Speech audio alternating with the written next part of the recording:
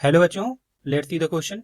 The question says, which of the following sentences are statements? In case of a statement, mention whether it is true or false. हमको यहाँ पे statement का sentence क्या दिया basically P जो कि given है under root 11 is an irrational number. हमको बताना है जो गिवन सेंटेंस है हमको ये स्टेटमेंट है या नहीं है. उसके बाद हमें ये भी बताना है कि इन केस ये स्टेटमेंट है हमारा तो ये ट्रू होगा या फॉल्स होगा. सो फर्स्ट ऑफ ऑल हम समझ लेते हैं कि इस क्वेश्चन में हम क्या की कंसेप्ट यूज करने वाले हैं. बेसिकली इस क्वेश्चन को सॉल्व करने के लिए हमें नॉलेज होनी सबसे पहले कि स्टेटमेंट क्या होता है, आखिरकार स्टेटमेंट हम किन्हें कहते हैं और उनकी क्या प्रॉपर्टीज होती है. तो स्टेटमेंट बेसिकली एक तरह का असर्टिव सेंटेंस होता है. क्या असर्टिव? ये एक सेंटेंस होता है. अब असर्टिव सेंटेंस क्या होते हैं हमारे? ऐसे सेंटेंसेस जिनमें हम किसी चीज के बारे में डिस्क्रिप्शन देते हैं या किसी एक इवेंट के बारे में बताते हैं. स्टेटमेंट का मतलब पहला पॉइंट हमारा ये हो गया. दूसरा पॉइंट क्या है कि स्टेटमेंट जो होते हैं वो या तो ट्रू होते हैं या तो फॉल्स होते हैं. दोनों एट अ टाइम पॉसिबल नहीं है. यहां लिखेंगे हम लोग ट्रू और फॉल्स, नॉट बोथ. मतलब एट अ टाइम या तो स्टेटमेंट ट्रू होगा हमारा या तो फॉल्स होगा, दोनों नहीं हो सकता. तो अब हम क्वेश्चन में आगे बढ़ते हैं और क्वेश्चन से क्या बोला है, root 11 is an irrational number. हमको यहाँ गिवन है, लिखेंगे हम लोग given root 11 is an irrational number. अब हमें पता है कि जो रूट 11 होता है इसकी वैल्यू जो आती है वो नॉन रिपीटिंग नॉन टर्मिनेटिंग होती है. अगर वो रिपीट नहीं हो रही और ना ही टर्मिनेट हो रही है तो इसको हम लोग P बाई क्यू के फॉर्म में रिप्रेजेंट नहीं कर सकते. अगर इसको नहीं कर सकते तो हम सिंपली यहाँ कहेंगे since it can't be represented, it can not be represented in the form of P by Q, it can not be represented in the form of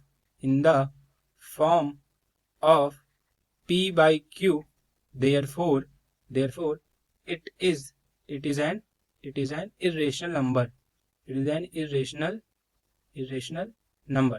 अब हमें इस बेसिकली सेंटेंस के अंदर एक किसी नंबर का डिस्क्रिप्शन दिया गया कि रूट 11 एक रेशनल नंबर है. तो यानी पहला पॉइंट हमारा ये प्रूव हो गया कि ये एक असर्टिव सेंटेंस है. दूसरा क्या बोल रहा है, हम ये जज कर पा रहे हैं कि ये root 11 is an irrational number. जो सेंटेंस हमको गिवन है ये ट्रू है. इसका मतलब हमारे दोनों पॉइंट जो कि स्टेटमेंट रिलेटेड होते हैं वो दोनों के दोनों हमारे क्लियर है. इसका मतलब कह सकते हैं कि हमारा जो ये सेंटेंस है बेसिकली ये एक स्टेटमेंट होगा. तो यहाँ पे लिखेंगे and hence it is an statement and it is true. यहाँ लिखेंगे हम लोग ये एक स्टेटमेंट है और it is an statement and it is true. अब यहाँ पे एक बात इंपॉर्टेंट है, कई बार कंफ्यूज होते हैं बच्चे कि रूट 11 इरेशनल नंबर है रेशनल नंबर. ये है तो इरेशनल नंबर, बट इस क्वेश्चन में हमें उसको प्रूफ की रिक्वायरमेंट नहीं है कि हम ये समझें कि आखिर आया कैसे इरेशनल नंबर, उसकी रिक्वायरमेंट नहीं है. फिर भी फॉर बेटर अंडरस्टैंडिंग हम यहाँ पे डिस्कस कर लेते हैं. लाइक अगर रूट 11 हमारा रेशनल नंबर हो गया तो यानी रूट 11 को हम लोग लिख सकते हैं P बाई क्यू के फॉर्म में. अब हमें पता है कि P बाई क्यू में P और Q दोनों इंटीजर होते हैं और Q is not equal to 0. इसके साथ ही साथ एक और जो थर्ड प्रॉपर्टी होती है एक रेशनल नंबर की जो बहुत इंपॉर्टेंट है वो ये है कि P और Q दोनों को प्राइम होते हैं. को प्राइम का मतलब कि इन दोनों का कॉमन फैक्टर 1 के अलावा कोई भी नहीं होगा. ये बात हमें ध्यान रखनी है और इसी की मदद से हम इसको प्रूफ करेंगे. तो हमने मान लिया, चलो लेट यहाँ बोल दिया लेट हमारा रूट 11 P बाई क्यू यानी रेशनल नंबर है. अगर रेशनल नंबर है तो नहीं P बाई क्यू बराबर होगा. अब हम क्या करेंगे, Q को मल्टीप्लाई करके स्क्वायर कर देंगे तो हमारा बन जाएगा 11 Q square is equal to P square. यहाँ से हमारा क्या आ गया, Q square is equal to P square by 11.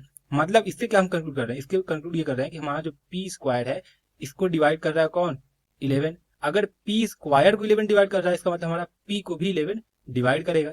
इसका मतलब हमारा यहाँ से क्या बनेगा, we can say 11 is a factor of P. 11 हमारा जो P का फैक्टर होगा. अगर 11 P का फैक्टर है इसका मतलब हम लिख सकते हैं P is equal to 11 times of M. अब इसको स्क्वायर करके क्या मिल जाएगा हमें, P square is equal to 1 to 1 M square. हमें पता है कि P square is equal to 11 Q square होता है. तो यहाँ लिख देंगे हम लोग 11 Q square is equal to 1 to 1 M square. Cancel out होगा, यहाँ से यहाँ हमारा आ जाएगा 11. अब इसको क्या लिखेंगे हम लोग, Q square is equal to 11 is equal to M square. इसका मतलब क्या है, यहाँ से हम कह सकते हैं कि हमारा जो 11 है वो डिवाइड कर रहा है किसको, Q स्क्वायर को. अगर 11 Q स्क्वायर को डिवाइड कर रहा है इसका मतलब हमारा 11 डिवाइड करेगा किसको, Q को. अभी हमने यहाँ पे देखा कि 11 P को डिवाइड कर रहा है, यहाँ पे हमने देखा 11 Q को डिवाइड कर रहा है. अगर P और Q दोनों को डिवाइड कर रहा है 11, इसका मतलब क्या है, इसका मतलब कि हमारा P और Q के दोनों के कॉमन फैक्टर हैं. अभी हमने कहा था कि अगर ये रेशनल नंबर है तो P और Q के कॉमन फैक्टर नहीं होने चाहिए अदर देन 1. बट यहाँ पे P और Q की कॉमन फैक्टर निकल के आ गया जो कि है 11. इसका मतलब जो हमने एजम्पशन माना था कि एक रेशनल नंबर है वो गलत हो गया. अगर हमारा एजम्पशन गलत हो गया इसका मतलब कि ये फैक्ट ट्रू है कि root 11 is an irrational number. तो ये बेसिकली तरीका होता है प्रूफ करने का। ऑल दो इस क्वेश्चन में इसकी नीड बिल्कुल भी नहीं थी, हम बस अंडरस्टैंडिंग के लिए इसको समझ लिए कि हाँ रूट इलेवन इरेशनल नंबर होता है, ये हम ऐसे ऐसे इसको प्रूव करते हैं। So this is final answer to this question. I hope you have understood everything very well. Thank you and all the best.